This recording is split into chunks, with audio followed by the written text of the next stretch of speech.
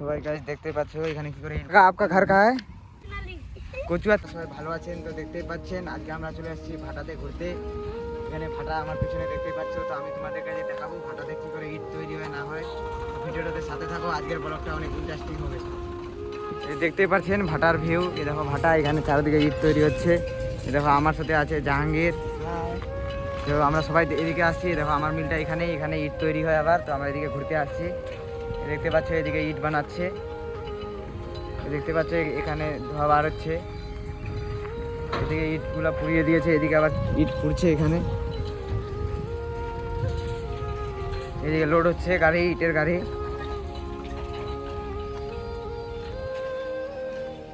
দেখতে পাচ্ছেন না, দেখতে পাচ্ছেন এদিকে আবার ইট বানাচ্ছে, দেখতে পাচ্ছেন এদিকে, দেখতে পাচ্ছেন সবাই এদিকেও ইট তৈরি হচ্ছে। তো দেখতে পাচ্ছ এখানে ইটগুলা পড়ছে, সবাই গাইস দেখতে পাচ্ছ এখানে কি করে ইটগুলা পড়ছে, ভিতরে আগুন জ্বলছে। তো এই কাকাটা এখানে ইটগুলা পুরাচ্ছে। तो आपका घर कहाँ है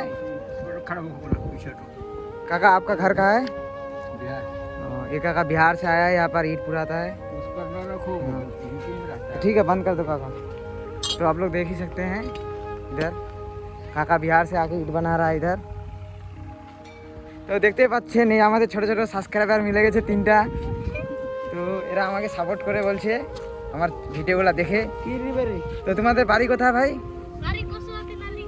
কচুয়া তিনালি, এখানে আসামের কচুয়া তিনালি বলছে। তো তোমরা এখানে কে কে থাকো? ও, তোমার মা বাবা সবাই থাকে?